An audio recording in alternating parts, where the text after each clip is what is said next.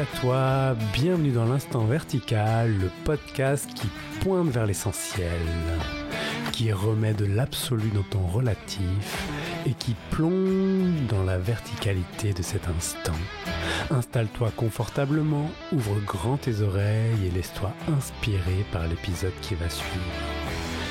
En attendant, je te laisse à l'épisode qui va suivre après un court instant de silence.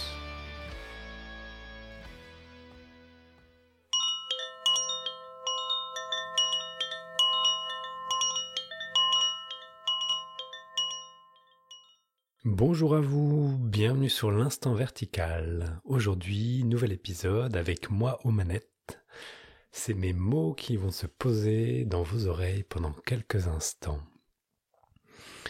Ce qui a envie de sortir aujourd'hui, c'est une invitation. Une invitation à reconnaître la place de la mort dans la vie. Je sors de 4 jours de retraite, je suis aussi en train d'accompagner un groupe qui s'appelle Cœur Esprit et le sujet de la mort a été ces derniers jours très présent.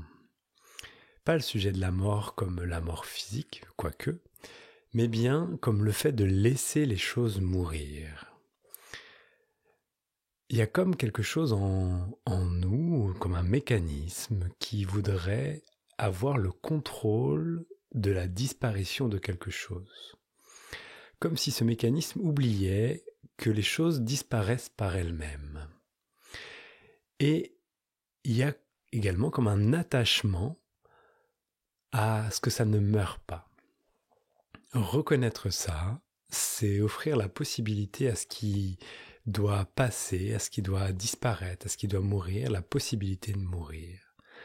C'est donc, avec les quelques mots que j'ai envie de poser ici, une invitation à laisser les choses de la vie retourner de là où elles sont arrivées.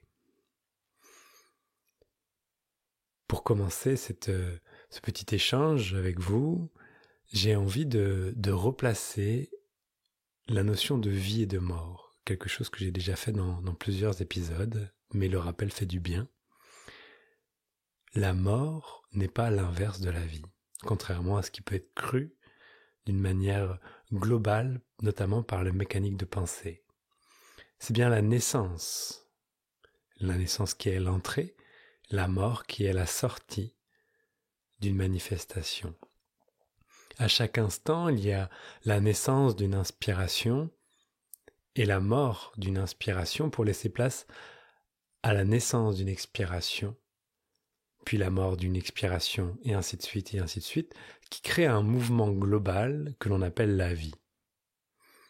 Et si vous regardez bien, dès maintenant, il suffit de rester en silence pendant quelques instants, vous pouvez voir que la vie n'est qu'une succession de choses qui apparaissent et qui disparaissent.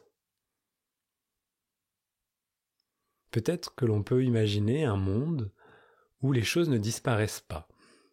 Imaginez un monde où les humains vivent de manière éternelle d'un point de vue physique. Imaginez un monde qui fonctionnerait où il n'y a aucune disparition de quoi que ce soit.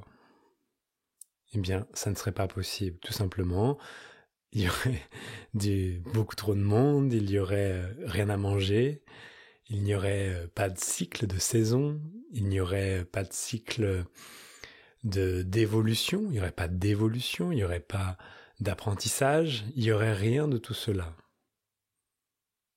Ce serait figé. Figé comme la pensée qui fige la vie. Imaginez que vous vivez quelque chose que vous avez particulièrement aimé, mais qui s'est terminé d'une manière ou d'une autre. Pourtant, une partie qui tient très fort à ce qui s'est passé va figer ce souvenir et le nourrir et le nourrir et le nourrir pour pas qu'il disparaisse. Et d'ailleurs, il va même y avoir une identification à ce souvenir en disant « puisque j'ai vécu ce souvenir, je suis comme ceci ou comme cela ». C'est une manière de répéter, de faire vivre quelque chose qui n'est qu'un souvenir, et qui, au final, sorti de son contexte, puisque ce n'est plus d'actualité, peut également créer une forme de souffrance. Et si, dans un espace juste de calme et de silence qui est là maintenant, il était possible non pas de vouloir faire partir quelque chose, le faire disparaître, comme ça peut être le cas souvent, mais juste laisser les choses apparaître par elles-mêmes, laisser être vivantes comme elles ont envie d'être vécues, laisser les choses être. Il peut être vu, et c'est ce que je vous propose de faire expérience, c'est que le cycle naturel de la manifestation va automatiquement vers la disparition. Et donc si cela disparaît, ça n'a fait plus partie de nous, il n'y a plus de possibilité d'identification. Donc, c'est une invitation à ne plus retenir les choses de la vie, mais les laisser aller là où elles ont besoin d'être. Pourquoi ça vient maintenant ? Parce que la semaine dernière, j'étais en retraite et nombre de partages, de vécus ont été faits, ont été posés au centre. Et la plupart des choses dont on a parlé sont des choses du passé, d'un passé révolu, d'un passé qui prend beaucoup de place dans le présent, d'un passé qui veut se manifester à travers des mots, mais qui se manifeste aussi à travers des émotions. Offrir de l'espace à reconnaître que ça se manifeste maintenant, peut-être en cessant aussi de raconter la même histoire pour laisser ce qui crée l'histoire se manifester comme ça a envie d'être, c'est d'offrir à ce qui tourne en boucle la possibilité d'aller jusqu'au bout de son voyage, de laisser l'histoire se désintégrer, retourner à la source, mourir. Et pour cela, il n'y a rien à faire. Il n'y a pas une volonté particulière de mettre à mort quelque chose, ou de tuer une histoire, ou de tuer, ou de se libérer de quelque chose. C'est simplement une reconnaissance de la vie dans ce mouvement, qu'il soit émotionnel ou pensé, ou tout à la fois, et de le laisser aller tel qu'il a besoin d'être. Laisser les choses mourir. Bien sûr, ça fait peur de laisser les choses mourir, puisque la mort fait peur. Il y a comme une sorte de pensée, d'imaginaire sur la mort qui se dirait « La mort, c'est la fin de tout. Il n'y a plus rien dans la mort, c'est la fin de l'existence. » Replacer la mort au sein de la vie, c'est voir tout simplement qu'à chaque instant, la mort est en action.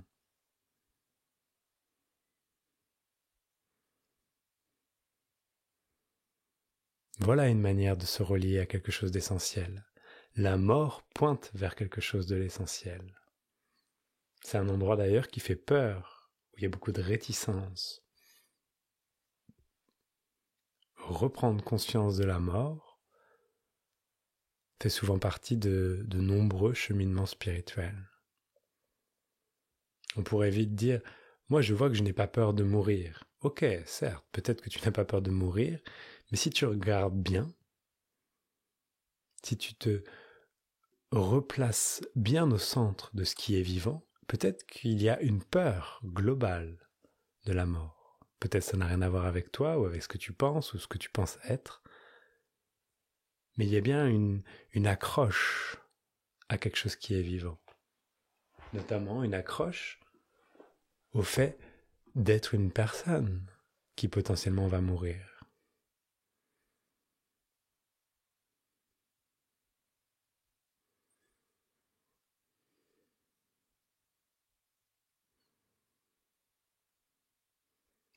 Laisser les choses mourir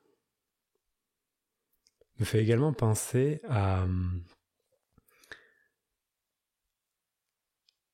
aux troubles de la digestion.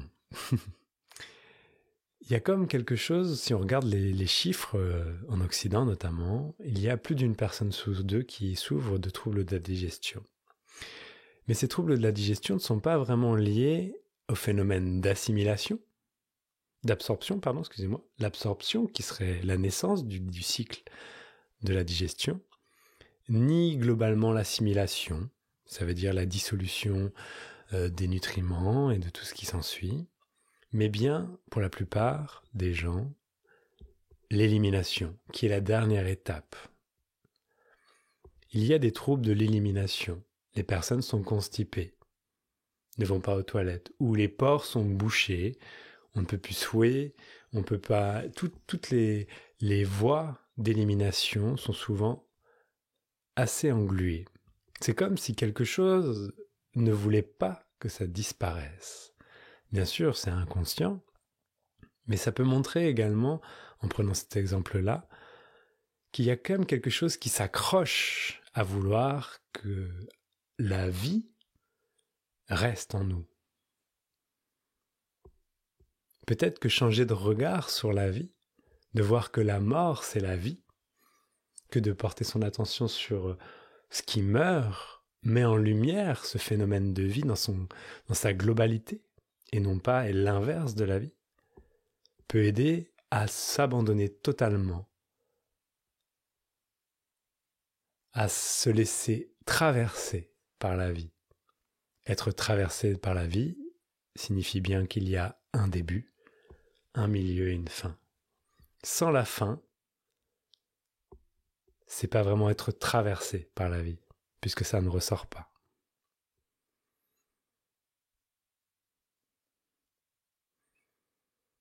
Tout ce que je viens d'évoquer, c'est d'un point de vue relatif. Et si on regarde ça pendant quelques instants d'un point de vue de l'absolu, la véritable nature absolue que nous sommes n'est en aucun cas dans la rétention de quoi que ce soit. Il n'y a aucun problème d'ailleurs à ce qu'il y ait de la rétention de quoi que ce soit. Redécouvrir la nature de cet esprit avec un grand E, de ce calme profond, de cet amour inconditionnel, c'est d'observer qu'il n'y a rien qui freine quoi que ce soit. Il n'y a aucune résistance à ce qui est. La résistance apparaît dans la manifestation, comme une friction nécessaire à la vie.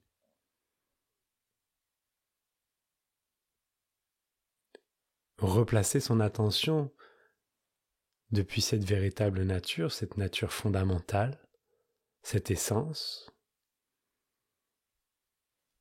cela peut également offrir la possibilité au relatif de circuler sans obstacle, de voir qu'il n'y a aucun frein à une manifestation de A à Z.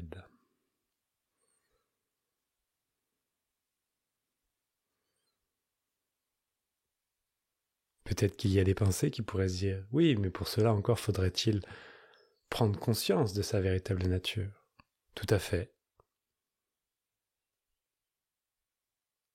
Et si vous regardez bien, c'est déjà ce qui se passe maintenant. Maintenant, des milliers, des millions de choses sont en train de se manifester, dont, pour une grosse partie, vous avez conscience maintenant. Et des millions de choses sont en train de disparaître. Regardez bien, vous respirez. Des sons apparaissent et disparaissent, formant des mots. Des bruits alentours. Il n'y a rien que vous puissiez faire pour retenir, c'est insaisissable.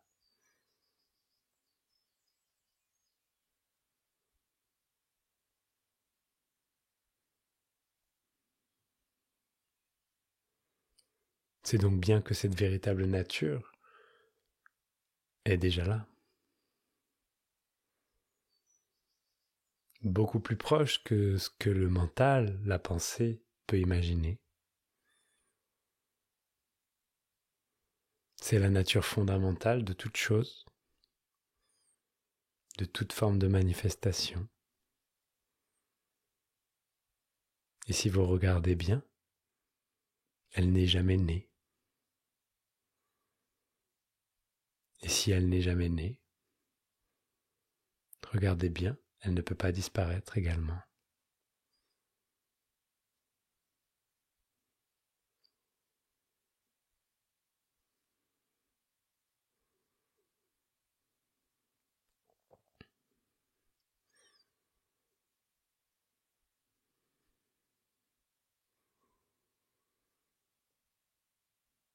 Laissez les choses mourir. Ce sera donc le titre de cet épisode. Laisser mourir, c'est offrir la possibilité à ce qui est vivant d'aller jusqu'au bout, au cycle de tournée, d'observer également tout ce qui tente de retenir, de figer. Voici une jolie piste d'exploration. Observons la vie composée de ses naissances et de ses morts. Retrouvez le goût de la mort dans la vie.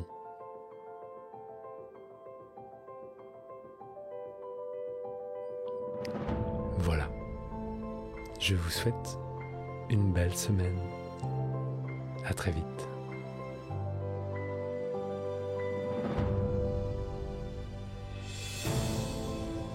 Voilà, c'est terminé. Merci de votre écoute. Je vous rappelle que vous pouvez faire un don via la plateforme Tipeee pour l'instant vertical, si le cœur vous en dit. Vous pouvez également retrouver ce podcast sur les réseaux sociaux, Instagram, Facebook, et commenter, partager les épisodes. C'est d'un grand soutien pour moi et ça me fait toujours plaisir d'avoir des nouvelles des auditeurs. En attendant, je vous laisse quelques instants en silence. Profitez de la verticalité de l'instant. À la semaine prochaine.